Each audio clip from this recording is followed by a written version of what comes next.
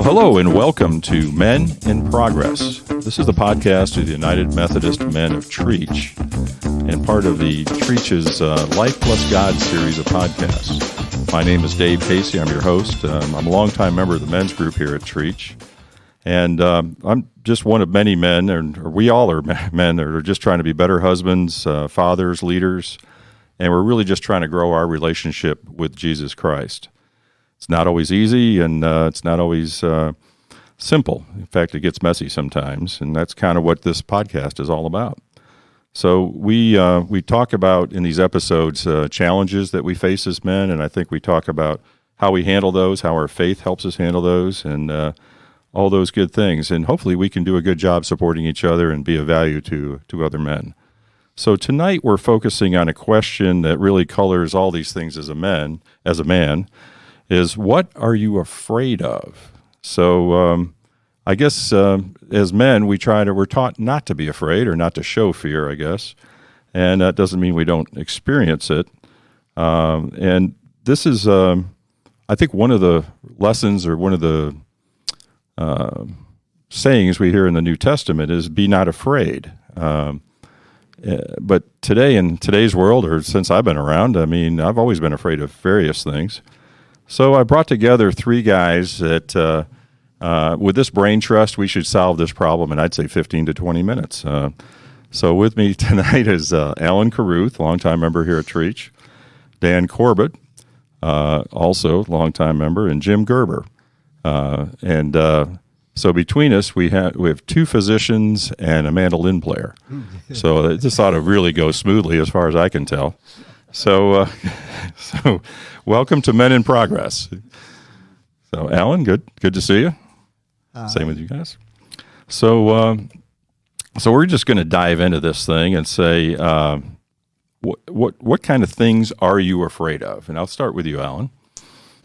Okay. Well, I got a little preview of the question, so I've been thinking about this. That doesn't mean I'm going to follow the script, so don't worry about that. Well, anyway, I thought, well, I'd start back when I was a kid and think about the things, you're afraid of the dark. For some reason, my parents put me across the hall by myself when I was like 5 years old, and that was very uncomfortable. Mm-hmm. So no one else in your room at night? No. It was me. And then later, as you get older, you start getting responsibilities, and I sometimes did not live up to my end of the bargain, so to speak. And I think that carried on through most of my adult life, and that was the fear of disappointing people. Ooh, yeah, that's a big one. That starts when you're real young and never seems to go away. Really did. There's fear of failure. There's all sorts of things, but deep down, that was the one thing I didn't want to hear come out of my dad's mouth. Yeah, I'm disappointed. Really disappointed. Yeah, Jim, how about you? Any particular fears?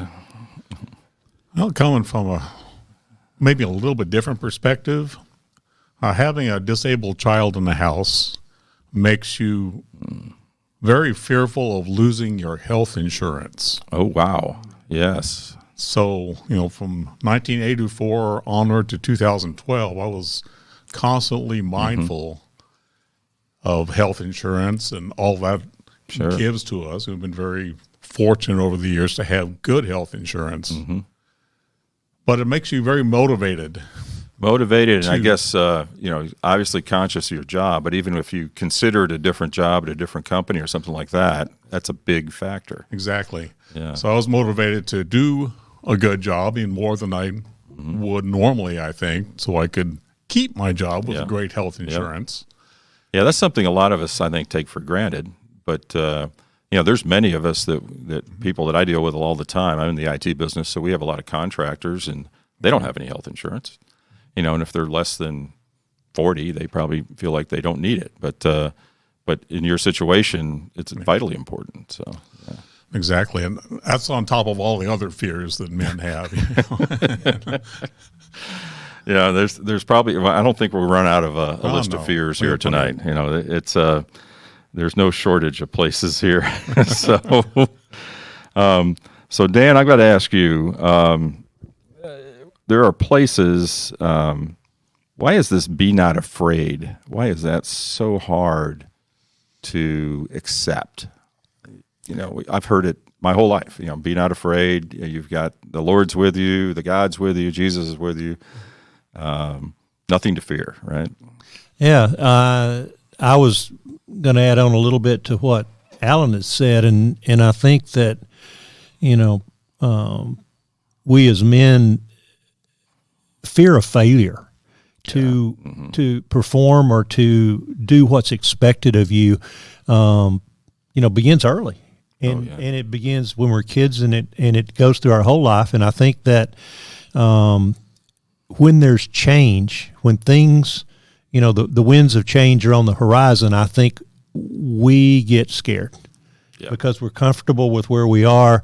And I really think that's a lot of what we see in the New Testament when we see "be not afraid," is that, Jesus shook the boat a lot. Big time. Yeah. Yeah. And the things that he asked of people wasn't in their comfort zone. No. And isn't it funny how many times we see that "be not afraid"? Yeah.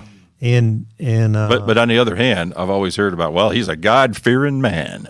There you go. So how does that fit in with "be not afraid"? Well, be afraid of the one guy. I would hope on my tombstone that it said I'm a God-fearing man. Yeah. Simply from the standpoint of I think when you use fear in that perspective, I mean to be in awe. Yeah. And in the utmost respect for God, I'm like, wow, that's a fear I'm not afraid of having. Well, I'd like to tag onto that because that's something that a lot of people struggle with. But one of the big things, when you read those Proverbs and it says, the fear of the Lord is the beginning of wisdom. So, as you open that door, though, you don't stay fixed, oh my gosh, I'm going to die because God's going to kill me if I'm not. Yeah. But that's not the case at all. That you make this journey with hopefully some other God-fearing people to help guide you, maybe a little bit more experience. You start to understand the nuances of what that journey becomes. But I think recognizing fear is probably the beginning of a lot of our journeys, and we either move into it hopefully with some support system to help us along the way, or we dive into it and don't do too well. Well, I had the advantage, a couple of us did, I think, of a few months ago, one of our studies, our good friend Chris Robinson has penned a book on it's called Come On Man. I'll just shamelessly plug it, but it's a great book, and it talks about a lot of things that men deal with, and fear was one of them. And it's interesting when I read the beginning of that chapter, I said, I don't have a lot of stuff that I'm afraid of. I mean, I'm just, I'm pretty comfortable. I'm not afraid for my next meal, apparently, obviously. I mean, it's a pretty good size. I'm financially, I'm not that bad off. I'm pretty healthy. I mean, so I'm thinking, I'm trying to do my fears. And then the more you think about it, I think the more stuff starts to sink in. There's fear of loss. There's fear of being left out. There's lots of fears that boil to the surface, I think. And does, I guess, the more I dug into it, the question came up, what kind of comfort do we get from Christ? And I guess the question I'd have for you, Jim, is does Christ help you with your fears, and how? Well, you have to say yes to that, Dave. Yeah. That was a leading question. That's a leading question. I know the answer is Jesus. There you go. See? But, having a life that is grounded in faith and in Christ always gives you somewhere to turn when you have doubts and fears. Yeah. So at least you have that experience and that depth of trust to be able to go to God in prayer and at least ask for guidance. Yep. Yeah, I think, too, that I've seen that it's almost, there's like, I don't know what the word is, praying ahead of time, I guess. I know that there's going to be some things coming up that are going to be difficult. And to go ahead and pray for everything I have and everything I've enjoyed and all that. That's great, but I also kind of pray for future help, maybe future support. The preemptive prayers are always good. Yeah. And that goes way beyond hold my beer and I'm going to try this. I mean, preemptive prayer I think is more important than that, and do that. So, Dan, I'll ask you this: you've been a physician, so I can't even relate. I think in some of the things that you've dealt with, but just say, is it good to be a little afraid? Absolutely. Going into things. Yeah, I think from a standpoint of. I've always felt that I did my best work when I was scared, when I was afraid of failing, when I was afraid of doing it wrong. But you've practiced it so many times that you go back and you recall those things, and it gives you comfort. I think that as you had asked the question to Jim about prayer beforehand and the comfort of Christ, I know that one of the most comforting things for me when I was in practice was that Alan, sitting across the table here from me, did all my anesthesia, and we would pray for our patient before we in the pre-op room before we went in the room. I would not walk in that OR without praying. I'd already prayed that morning when I had my morning prayers, but to pray with the patient before you went in, what a comfort! What a feeling that all of a sudden it's like, okay, this is not just me anymore. Yeah, and I've not been a patient of you guys, but my son has. My son was a patient, and Alan supervised the anesthesia for him, and. Before we got started, he was only a second grader, so he wasn't really conscious of what's going on. But Alan said, "How about if we did a prayer here?" And Absolutely. It was us, and it was the other members of the staff. And I tell you, as a parent, that was incredibly reassuring and uplifting. No matter what happens. And that kind of goes to the thing. What was the question? Is Jesus part of this? Is it good to be a little bit afraid going in? Afraid, because. If you don't recognize that, then you're kind of going with some prideful arrogance, and I think that really clouds your vision, because being afraid makes me have to say, well, I have to be dependent on something, and it's better for me to be dependent on God to be there for me, assisting me. I mean, I don't just sit there and suddenly it's not me anymore, it's only God. But that was part of the way that prayer was, because as we move along with our relationship with God, hopefully we understand that the presence of God is necessary for us to move forward.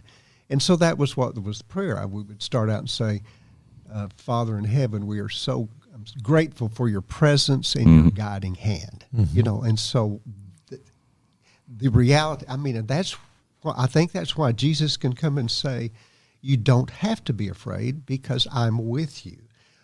But you can't just teach that to somebody. You have to let them experience and understand the reality. And that's what, when Jesus would say, "Oh, ye of little faith," that's that, I'm so disappointed in you. And I got tired of hearing that from God, and I said, well, what do I need to do? Yeah. And I think everybody at this table and some of our listeners may know something about that 3-day weekend. And we learn a prayer that starts out, "Come, Holy Spirit." And when that becomes a reality, I think then you start to understand why Jesus would say, you don't have to be afraid.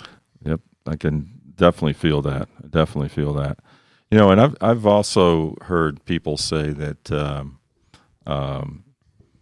fear may if you have fears, that may be a lack of faith on your part. And I don't know that I necessarily agree with that. I don't looking around the table, I don't think you guys do either. No. But what I'm looking for is ways to talk to people about that, and just to say it's fine to be afraid. That's not a lack of faith whatsoever. Certainly your faith is going to help you, but it's certainly not a lacking thing, I think, in that. Let me ask you this: addressing fear, beyond the normal prevenient prayer or praying ahead, but how do you handle fear? Because fear is on one level, obviously, it's a physical thing that happens, and you doctors can know better than I do what actually happens when those chemicals, kind of explode in your brain. So how do you handle that? There's this little thing in the brain called the amygdala. The amygdala. I'm going to fail that on the spelling. Yeah, it's okay. And that seems to be the source of what we perceive as fear. Mm-hmm. It's a protective mechanism. So back in the day, when there's saber-toothed tigers behind you, you better run. Yeah. And with the fear, it because it interacts with the sympathetic nervous system, you're faster, stronger, more perceptive than you ever have been when you're in that state. So when I get your body gears up. When I get that IRS letter, it's just like a saber-toothed tiger. Right? There you go. Yeah. There you go. And so I think when we look at that, there's a physiological response to fear, and it can consume you. Yeah. If allowed. Well, if you don't understand what's happening to you. Exactly. Yeah. But I think we as Christians are taught, and I know that Christ in the New Testament time and time again tells us, again, there's that phrase, do not be afraid. Mm-hmm. Because by laying it on him, by giving it to him, it gives us a partner, it gives us a resource that is unbelievable and unlimited. And to me, that's where everything goes. When those times hit, when the bad news comes and you hear something you don't want to hear, and it hits you and strikes that chord of fear. Yeah. And I think we have to be conscious of that and conscious of what's happening, and then just go to God and give it to Him. Yeah, He said to. Yeah. And so that was our instruction. That was our instruction. Yeah. So Jim, this will be a tough one. This is not on the script, so get ready for this. So one of the fears that I think we all carry, except maybe when we're 18, is the fear of death. Eventually we're going to die, right? And except when you're 18 to 21, you're pretty much bulletproof. You can't figure out anything's going to happen to you then. But how do you reconcile that, or has that changed? Has that fear changed within you over the years? Well, of course it does. Fear of death, well, when you're working and you have a family, again, is much more acute. Yes. But you feel, well, I've got life insurance to handle that, and they'll probably be okay after I'm gone. But still, it's more ever present than it is now. I'm retired now. I don't need life insurance. No, sir, we'll be fine while I'm gone. Mm-hmm. The kids are all on their own. So not so much a big fear these days as it used to be. It's not fear for yourself. You're fearing for others in that situation. And I think I think we don't realize we're mortal until we reach a certain age and things ache that shouldn't, and things fall off that shouldn't, or whatever. I mean, it's just things that things happen. And to me, that's my dad lived to be just shy of 90, and I lived a long way away. I lived in Texas. He was up in New York, so we would we talk on the phone pretty much every week. And we'd get off on different conversations. A lot of it would be just pretty mundane, but once in a while. And I asked him, I said, do you when he was in his mid 80s, late 80s, and I said, is fear of death anything? And he says, it's not for him. He said, he said, I'm not looking forward to it per se, but he said, I always kind of had an idea where I'm going to go, later. And he didn't think he'd done anything here that's going to mess that up so far, and I was pretty confident with him as well. And he said it was more of a melancholy thing, but it wasn't a fear, And actually, as he got closer to 90, he lost almost all his contemporaries, all his friends, and even children of his friends now were passing, and he said, I'm really tired of going to these funerals. I mean, it was one of those deals, and so I think it was for him it wasn't it was a fear at one time, and probably along with what you said, Jim.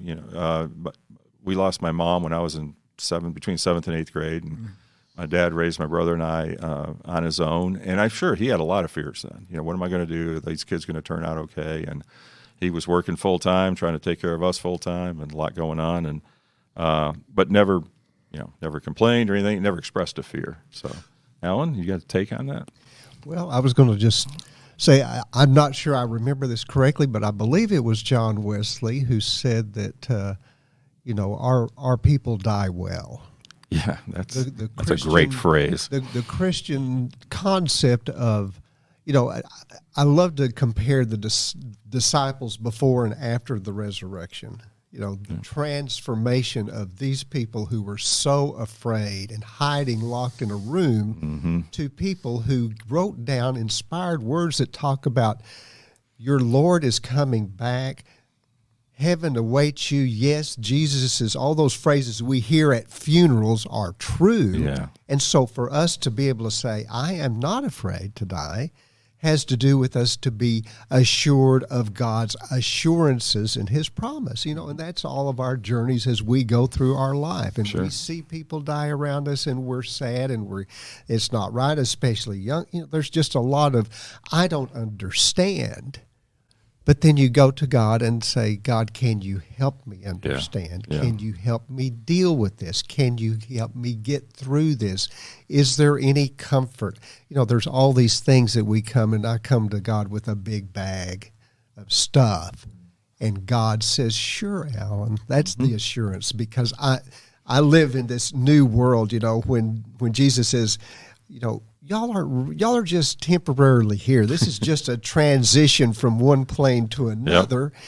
And so that becomes, the one who lets go and says, okay, God, I'm going to let you help me. Come, Holy Spirit, and enable me. And that is all the difference in the world, is making that leap of faith that we talk about all the time. That faith is really not some unknown, intangible thing. It is a new reality of assurance that God is God and he's got my back. Yeah. And that really leads into what, I guess it was a question I had, but the best ways to silence your fears, and you just expressed it very well.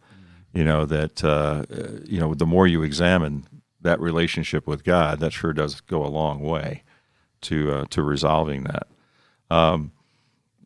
Any other fears you guys want to confess before we wrap up, or anything in particular that bugs you? So. Well, it comes to mind that fear of banjo. Fear of the banjo. That's a common. That's not one of my fears, but a lot of people are afraid of that. I've seen terrified people. I have too. Yeah. It's a sad situation. Yeah. But a lot of the fears we live with today are self-inflicted, and they come from the people we elect to lead us. Yeah. Yeah, because for some reason, all throughout all ages, leaders have used fear as a tool. Sure. And sometimes you can't recognize it when it's there. Yep. But when you do, you need to be able to handle it and put it aside and look past it. Yeah. Or it will get you down. It'll become, instead of a chronic fear like that saber-toothed tiger, it turns into an acute fear. Yeah. Like the saber-toothed tiger turns into a chronic fear that will just rule your life. Yeah. And turn you into recluse or have even worse outcome for your future. Yeah, I've seen that with people that one fear leads to another, if you will, and sometimes it's they get so caught up in those kind of things that they just don't see any help or any hope, and they don't look for help, and so those are the fears that it's hard for me to conceive of, but I can certainly see where it's real to other people, and it's one of the worst things going. And I agree with you. It's interesting that ruling by fear has proven, I think, over the ages is not a long-term success story. I mean, whether it's Julius Caesar on down, I mean, you name it. those that rule by fear don't end up well, I think is the end of that. So, Dan, any thoughts? Last thoughts on your part?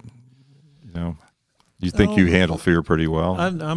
I play the banjo, so I'm not scared of anybody. Gosh. But speak about leading by fear. Wielding a banjo. The sound of deliverance. Really it does. Gets to people. I don't understand. For some reason, I can't. I don't understand. It doesn't make any sense to me. It's but just that's a simple chord. It's a simple progression. I think that fear, as Jim made a great point, can become progressive and almost contagious. Mm-hmm.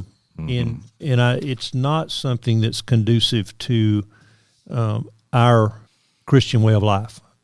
It doesn't fit, and when we allow that to permeate our lives, I think we're doing a disservice to those around us and to our God.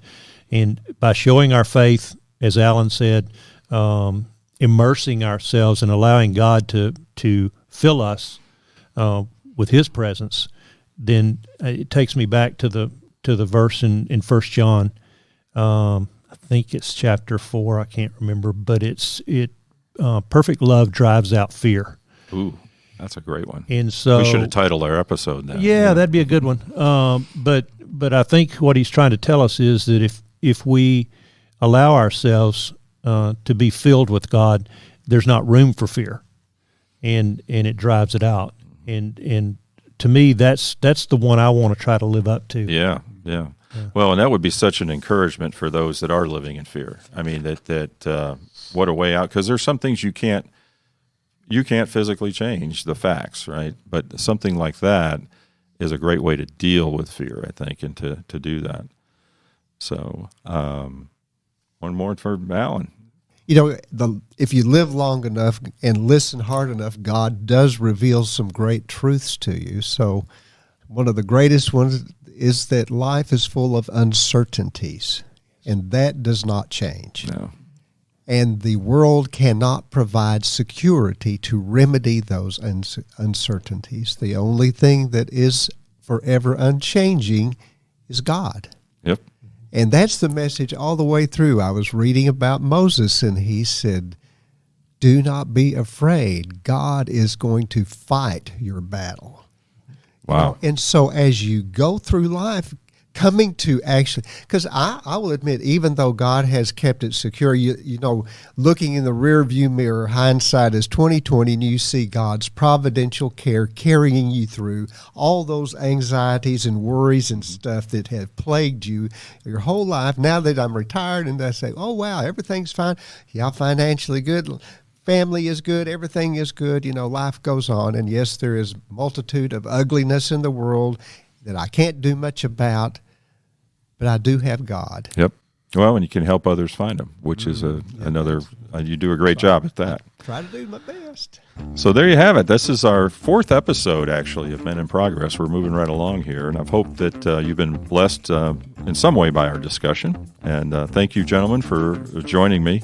It's always scary when you put 3 really big brain guys at the table together and try to sort this kind of stuff out. So Alan Carruth, Dan Corbitt, Jim Gerber, thanks again. As it says in Proverbs, iron sharpens iron, so does one man sharpen another. And that's really the whole purpose of this podcast series. And thank you for joining us, and we look forward to seeing you again as we work to become better fathers, husbands, better leaders, and better men. I'm Dave Casey, and we'll see you next time. This episode of the Men in Progress podcast is sponsored by Treach Memorial United Methodist Church, where our mission is to lead people into a growing relationship with Jesus Christ. If you're in or near Flower Mound, Texas on any Sunday morning, we would love to welcome you to any of the Treach services. Or you can follow our services anytime on our Facebook page or at tmumc.org.